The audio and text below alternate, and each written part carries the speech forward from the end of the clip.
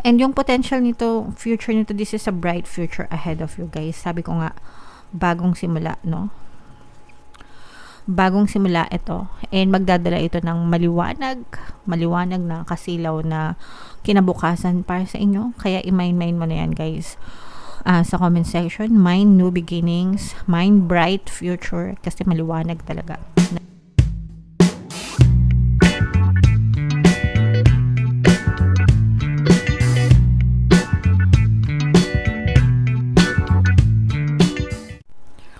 Hello guys, hello Sagittarius, welcome back to Pinoy Pixie Tarot.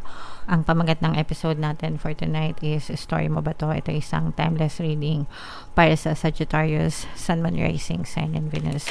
Sa reading na to guys, titingnan natin where you are right now, mga potential and challenges nyo, what you need to focus on, your past, present, and future energy, mga suggested approach, and yung potential future ng inyong sitwasyon. So, shuffle ko to guys. Hanapin ko yung energy ng Taurus, Sagittarius. So, guys. So, Sagittarius kayo ay represent ng Father of Wands sa ating spread. Again guys, general reading lang. Pwede mag-resonate, pwedeng hindi. Positive and negative. Comment down below guys if feeling nyo naka-resonate kayo. Where you are right now mga kapixie, this is a clean slate, no? Bagong simula. For some of you, parang gusto nyo magsimula ulit ng panibagong chapter sa buhay nyo, o kaya nandun kayo sa stage na parang this is like a fresh new beginning para sa inyo. So, sa kahit anong stage to guys, pwedeng, or kahit anong aspeto, pwedeng sa buhay nyo, pwedeng sa trabaho nyo, pwedeng sa negosyo, kung saan kayo naka-resonate. Pero nakikita natin na parang baby ka pa, marami ka pang kailangan matutunan, or marami ka pang gustong matutunan, pero you are up for a challenge. Sumusugal ka, no? Para sa buhay nyo, kapixie. Alright? Potential and challenges, this is your energy. Ibig sabihin nito guys, malaki yung potential mo na mag-grow, mag-succeed. Malaki yung potential mo sa buhay, especially if you follow your heart, if you follow your passion. Kapag sinunod mo kung ano yung gusto mo mga kapixie, malayo yung mararating mo sa buhay. Okay? What you need to focus on mga kapixie, ito ay competition. Competition will bring out the best in you guys. Okay? Parang sinasabi din dito guys na huwag kayong maging complacent. And kapag nakaka-experience kayo ng competition sa paligid nyo, because competition is part of society guys, no? Bago pa tayo pinanganak, parte na yan, bahagi na yan ng society. And ang pinakamaganda dito is gamitin nyo yung mga competition na yun para maging better version ka ng sarili mo, para mas matuto ka, para mas magaling ka, para mas gumaling ka. Wag nyo siyang gagamitin para manghila kayo pababa ng kapwa nyo, kasi babalikan kayo ng karma. Pero gamitin nyo siya para maging better ka. Okay? Alright. And yung past energy nyo guys, marami kayong agam-agam. Sa past nyo, you have a lot of worries, marami kayong kuda, overthinking perhaps, marami kayong negative na experiences sa past nyo, and I'm sensing na gusto nyo itong talikuran guys, no? Parang gusto nyo siyang kalimutan, gusto nyo itong talikuran yung mga naging problema nyo sa past, yung mga bagay na bumagabag sa isipan nyo sa buhay nyo, gusto nyo silang kalimutan, kaya gusto nyo magsimula ulit ng panibagong chapter sa buhay nyo.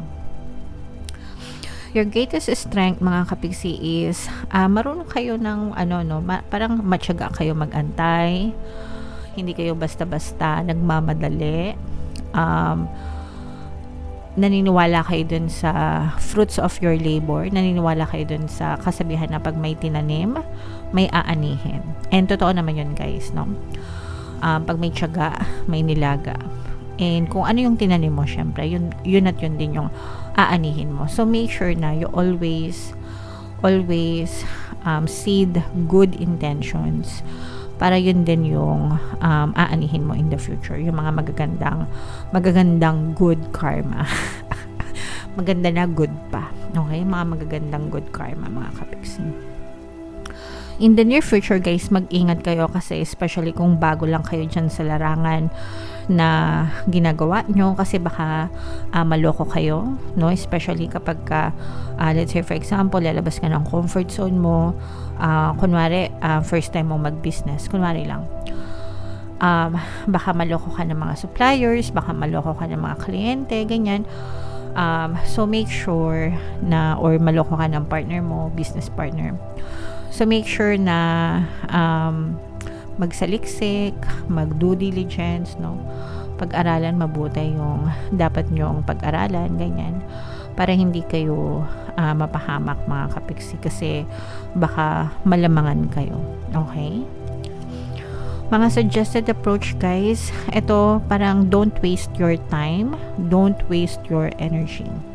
Kasi nakikita natin dito na magiging mabilis, no, yung progress mo, yung pag-andar mo, yung pag-unlad mo, yung pag-asenso mo. Pero wag mo siyang sayangin, mga kapiksi. Don't waste your energy, don't waste your time sa mga walang kakwenta-kwenta, mga toxic, mga nakapag-trigger sa inyo. Instead, i-boost nyo yung attention nyo doon sa mga kapaki-pakinabang na paraan, doon sa kung saan kayo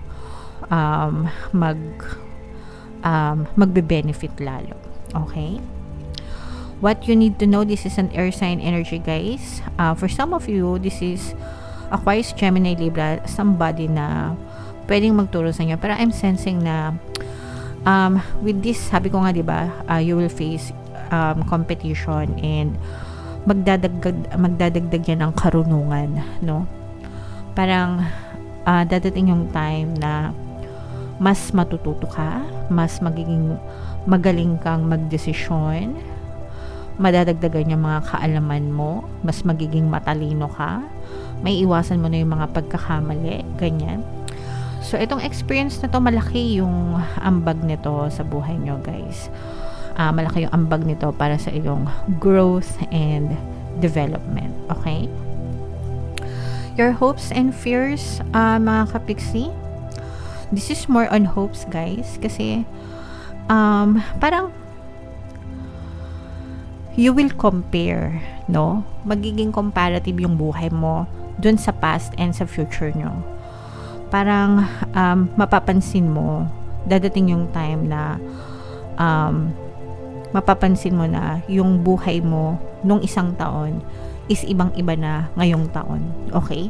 And yun yung magdadagdag sa'yo ng inspiration to keep on moving forward, guys. Okay? And parang dahil doon, mas magiging masipag ka pa, mas lalo ka pa magiging masikap, and mas lalo pang ikaw mai-inspire to do better, no? I'm better today than yesterday. Okay? Magandang affirmation yon guys, kasi kapag sinasabi mo yan, there will always be a progress sa buhay mo. So, tell yourself, I am better today than yesterday. Okay? Comment nyo na rin sa baba, guys. I am better today than yesterday. And yung potential nito, future nito, this is a bright future ahead of you, guys. Sabi ko nga, bagong simula, no? Bagong simula ito. And magdadala ito ng maliwanag na kasilaw na kinabukasan para sa inyo. Kaya i-mind mo na yan, guys. Sa comment section, mind new beginnings, mind bright future, kasi maliwanag talaga na kasilaw, na kaliwanagan. Parang magiging ano din siya, guys, tanglaw, naks. Magandang tanglaw, maliwanag na tanglaw sa iyong kinabukasan, Sagittarius. So, i-mind mo yan, guys, sa comment section, kasi deserve mo yung magandang buhay na yan. Okay? Tingnan natin yung additional na message para sa inyo, Sagittarius. Shuffle ko to, guys. Habang sinushuffle ko to, panoorin nyo muna yung video natin regarding sa ating paano mag-manifest ng abundance video course. Kapiksi, sawa ka na ba sa mga struggles at hirap sa buhay mo? Masipag ka ba at masikap sa buhay ngunit hindi ka pa rin umaasenso? Ilang beses ka na bang nag-attempt mag-negosyo at mag-invest pero palagi ka pa rin nalulugi? Sa pagkakataon na ito ay maaaring may subconscious beliefs ka na nagiging balakid sa iyong pag-unlad at pagyaman. Introducing, paano mag-manifest ng abundance video course. Dito ay matututunan mo ma-overcome ang mga balakid mo para tuluyan ka ng umunlad, umasenso, sumagana, maging matagumpay, successful at maswerte sa iyong kabuhayan, pera, trabaho, negosyo sa lapi at kaperahan ng bonggang-bongga. Dali, mag-send na ng email sa pinoypixitaro@gmail.com at simulan na ang iyong pagyaman ngayon. Alright. So, sa lahat ng gusto mag-avail ng course, guys, mag-avail na kayo. Sobrang ganda niyan, mga kapiksi. And meron tayong discount, no? Bilang bahagi ng ating mid-year sale. First time kong, guys, magkaroon ng mid-year sale. 20% discount. Sobrang laki ng discount, guys. Avail nyo na habang malaki pa yung discount. Sobrang ganda ng course, mga kapiksi. And meron tayong bagong course, guys. Paano mawala ang third party at magkaroon ng harmonious na relationship. Para yan sa mga nagdudusa sa mga third party sa relasyon nila. Good news, guys. Opening promo tayo until June 30. Magbibigay ako ng 30% na discount. Sobrang laking discount, guys. Samantalayin nyo habang mura pa. And sobrang ganda ng course. Mga kapiksi, siguradong mawawala talaga yung mga kabit-kabit na yan. Alright, so Sagittarius, ating additional na message para sa inyo. We have independent. Ito maganda ito, guys. Sinasabi dito na matuto kayong maging independent, no? Your independence is a foundation for your strength and success. Kapag naging independent kayo, guys, mas malaki yung chance na maging successful kayo kasi wala kayong aasahan na ibang tao kundi kayo. So, hindi nyo talaga sasayangan yung energy nyo and you will make sure na magiging success talaga lahat ng bagay na gagawin nyo. Alright? And for some of you guys, ito'y cleansing bodies of water, no? Yung mga bodies of water like sea, ganyan, ocean, meron talaga silang mga natural cleansing properties, guys. Spend time near water such as a lake, river, or the ocean to recharge your batteries. So, marirecharge ka na, ma-cleanse ka pa. Ma-cleanse ka na, marirecharge ka pa. Okay? Kung meron kayong mga try nyo, di ba?